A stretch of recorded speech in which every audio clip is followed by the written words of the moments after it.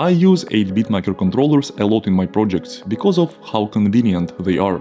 They are easy to use, cheap and can perform quite complex tasks.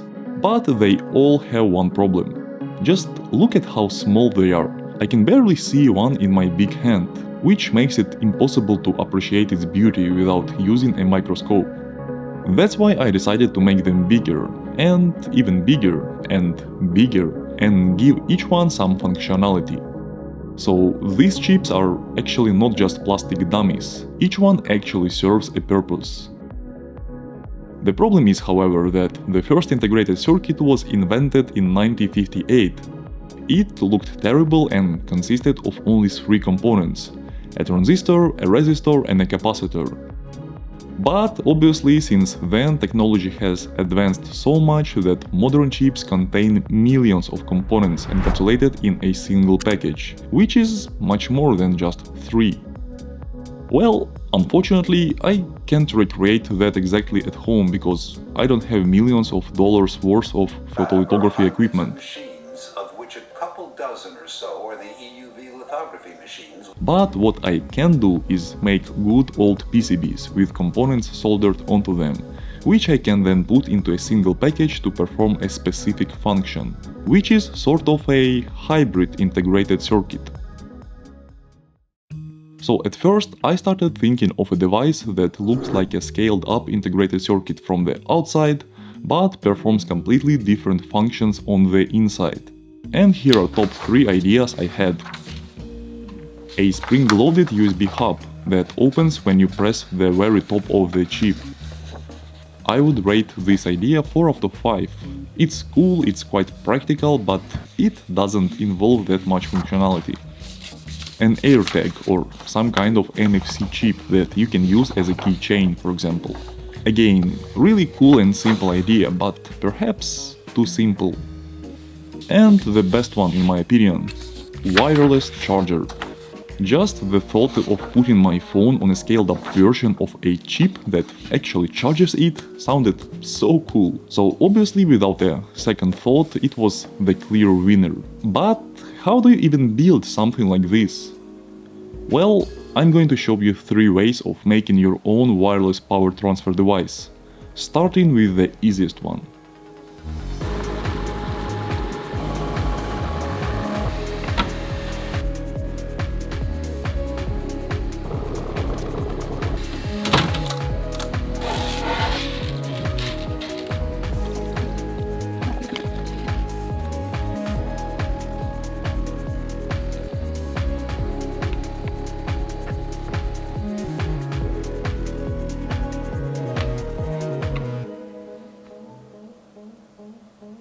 As you probably guessed, the easiest way to make a custom wireless charger is to buy an existing one and then print an enclosure for it. Ideally, you want your phone to lie directly on the charger's surface without any gaps, so the upper plastic part separating the charger from the phone should be as thin as possible.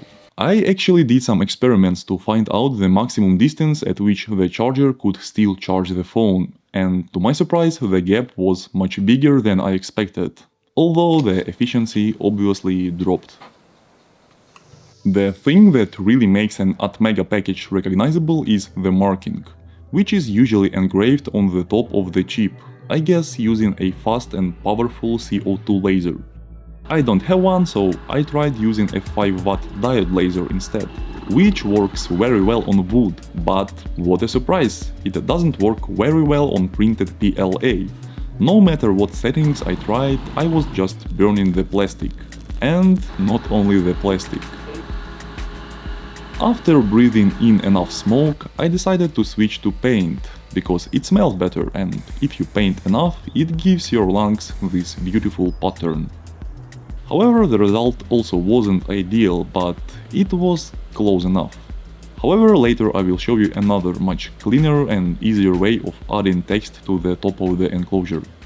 As you can see, this method of making a wireless charger is simple and anyone can easily copy it and get a nice result. But it is kind of boring, don't you agree? Taking an existing charger and just making an enclosure for it. That's definitely not what you were expecting from me. What isn't boring though is trying to build a wireless charger myself. For that, obviously, I had to carefully design everything and, as always, order PCBs from PCBWay by simply uploading the files to their website. After they arrived about a week later together with some electronic components, I finally got to work.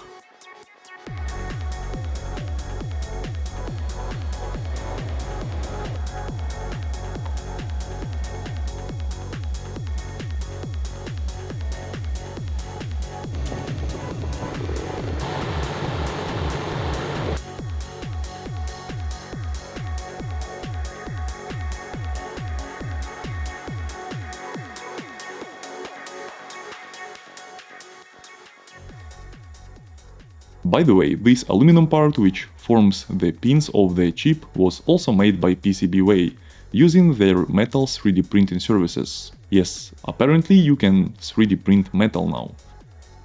By the way, at the moment PCBWay is celebrating its 12th anniversary, which means there are lots of discounts, gifts and many other special offers.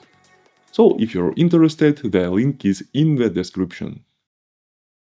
This already looks much more like a hybrid integrated circuit, because it has different electronic components inside one enclosure, all working together to perform one specific function. The way it works is kinda simple and hard at the same time. These two boards are the transmitter and the receiver. When the transmitter is powered from USB-C, the microcontroller starts generating signals to control the transistors. This creates an alternating current in the transmitter coil. That current creates an alternating magnetic field around the coil, which is picked up by the receiver coil, which induces current in it. That current is then rectified by a full bridge rectifier and stepped down by a DC to DC converter.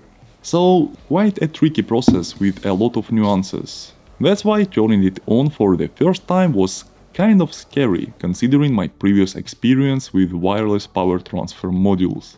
As you can see, when the coils are close to each other, the power consumption is relatively low, but as soon as I move the transmitter farther away, the power consumption increases even more, up to 10 watts, which is definitely very bad, because all that power turns into heat and warms up the components. After running like that for a while, it will definitely overheat and ruin my day by releasing the magical white smoke.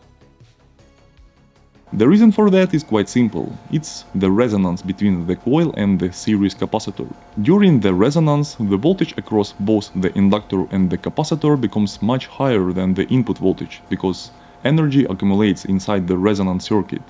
For example, I'm powering this board with 5 volts. But due to resonance, the voltage across the inductor reaches 35 volts. That's 7 times higher than input voltage. This obviously creates much higher currents in the components and generates a lot more heat. No surprise it heated up to 90 degrees and even melted my beautiful enclosure.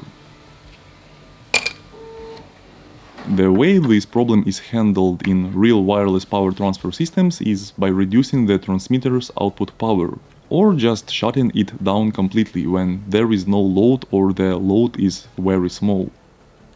Well, I would be lying if I said the system I made was perfect. It still has one huge problem. I can only use it with another self-made receiver like this one. It will not charge a phone or a pair of headphones, because it lacks one of the most important parts of such a system: communication. You see, before any charging can happen, communication has to be established between the charger and the device being charged. That's already very difficult to implement, and DIYing it doesn't really make much sense, because copying the communication protocol still doesn't allow you to sell the device, for example.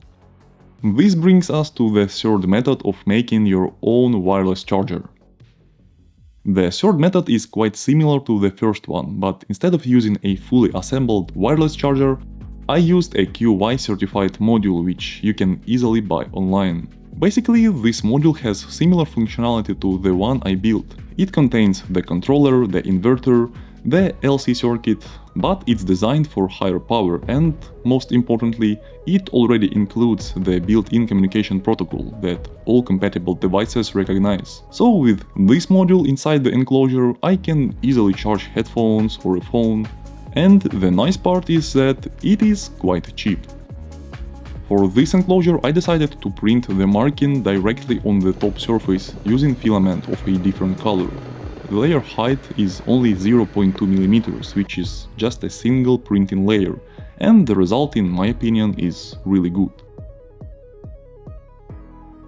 If you need, you can find the 3D models of the enclosures and the PCB project files on my Patreon. Also, don't forget to like, subscribe and check out my other videos. Love you, bye!